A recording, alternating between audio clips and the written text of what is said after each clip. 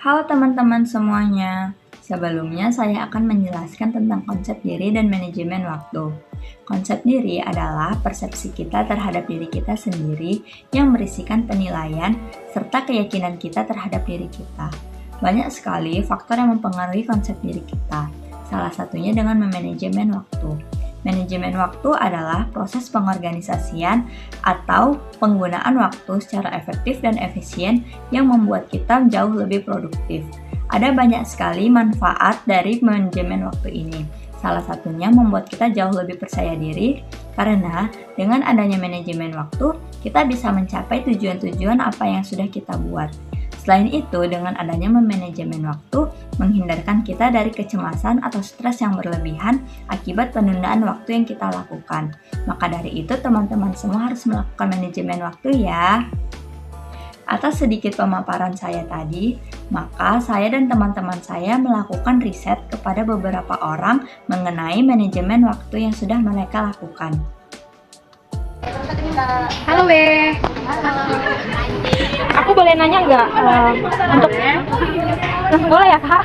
Jadi aku mau nanya untuk riset kami mengenai konsep diri individu. Nah, di dalam konsep diri individu ini aku mau nanya mengenai manajemen waktu kalian. Apa aku boleh bertanya tentang manajemen waktu kalian? Boleh aja.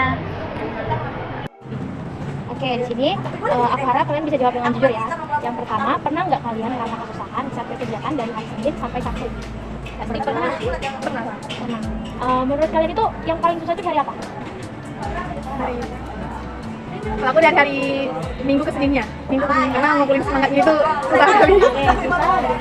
Aku Senin sama Selasa. Karena ada lapar. Oke, kenapa? Kenapa tuh? Karena di situ jadwal kuliah. Padat, ya benar. 9 SKS dalam 1 hari. Oke, kita lanjut yang kedua. Gimana kalian mengatur waktu kalian dari hari ke hari? Ngatur waktu dalam apa ini? Mengatur waktu ya keseharian gitu loh. Jadi kayak gimana kalian mengaturkan dari kepribadian kalian, hidup pribadi kalian kan, kalau kuliah di Pribadi aja. Ada juga misalkan bukan hanya sekedar pribadi aja, sama kuliah kalian. Jadi gimana kalian mengatur itu? Kalau aku ngalir aja. Ngalir. Oke, kalau apa jawabannya?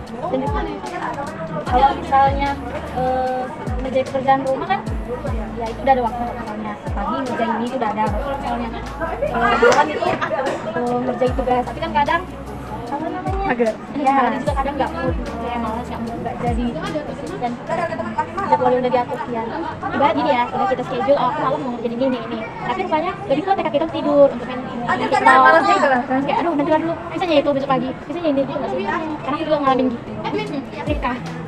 Hampir sama juga sama misalnya kalau misalkan kerja rumah itu pagi-pagi jadi kalau misalkan hari Senin itu fokusnya cuma kuliah tapi tergantung mood juga Jadi dua orang tergantung Aku yang di kos ganggu gitu. ngalir aja, tugas lagi pengen terbahan udah ngalir aja. Kalau kami udah terschedule ya, udah ada schedule kan, ibarat ini waktunya ini waktunya ini. Tapi aduh nanti deh itu jadi kayak gitu. Jadinya lebih kayak mengingkari nggak sih? Iya. Kayak yang ketiga, bagaimanakah cara kamu menyeimbangkan kegiatan sekolah dengan kehidupan pribadi? Kehidupan pribadi seperti itulah. Ya contohnya rebahan, pengen yang namanya tidur-tiduran, sama ya rebahan dan tiduran ya. Kayak contohnya juga main sosial media, main game kita lah gitu. Kan kehidupan pribadi kita ya. Dan ada juga yang namanya kehidupan kuliah kita ya, kelas, lalu masuk ke tempat kampus, kelas. Itu gimana menyeimbangkan itu? Aduh. Kalau aku biasanya misalnya lagi ngerjain tugas nih, aku usahain selesai paling tidak setengah gitu. Setengah selesai tugas itu istirahatnya bebas, mau makan kek, mau sosmedan kek, baru nyambung lagi nanti. Banyak diselang-seling gitu. Kayak gini kan, setengah baru makan ke sosmed berapa? Kan biasanya kalau kita main sosmed ini apa ya, biasanya kayak aku gitu. Aku kayak gitu, oke, di sini setengah benar, di sini setengah. Makan dulu, apa yang main sosmed itu. Aku bilang 10 menit ya main sosmed, rupanya melewati itu gimana? Cara menanggulangi gitu. Kalau biasanya bisa. Terkadang gini, kalau tugas yang dikerjain itu masih deadline-nya lama, biasanya pakai gitu, kebablasan sosmednya. Jadi nggak dikerjain lagi tuh kan, setelah setengah selesai istirahat nggak dikerjain lagi. Cuman biasanya kalau deadline-nya yang udah dekat, entah berapa hari lagi, biasanya aku main sosmed pas ngeliat masih berserakan ini kan, karena aku main sosmednya nggak perlu beres sih, nggak masih temukan gitu. Jadi pas ngeliat kalau belum selesai itu kan gitu. Oke. Itu salah satu triknya ya, Win. Jadi nggak usah diberesin dulu, biar Biar aja berantakan. Itu rupanya, desainnya dikit lagi. Ya, semoga kita bisa mengikuti jenjang yang bisa. Kita lanjuti, Win.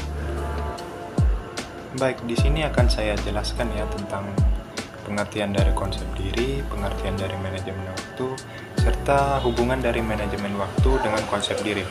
Nah, pertama, konsep diri individu. Pengertian dari konsep diri individu adalah pandangan atau persepsi individu tentang siapa mereka sebenarnya, siapa diri mereka sebenarnya.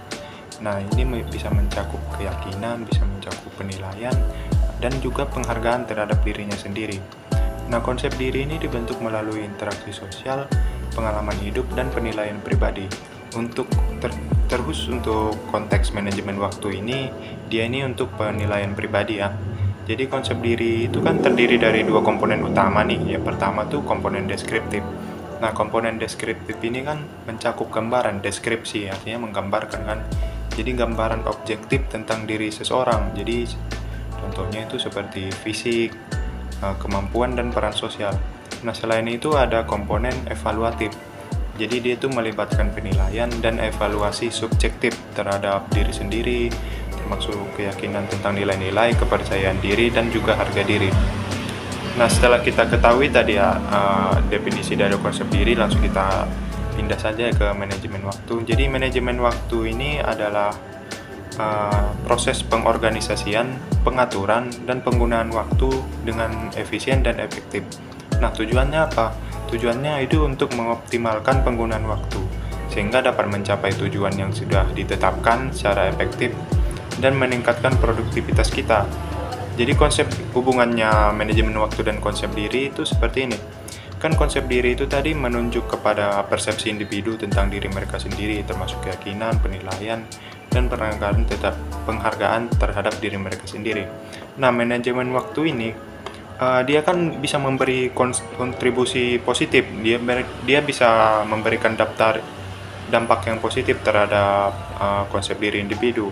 Kenapa? Karena ketika seseorang mampu mengatur waktu mereka dengan baik, mereka itu akan cenderung merasa lebih positif ya. Mereka akan merasa diri mereka itu lebih produktif, diri mereka itu lebih efisien.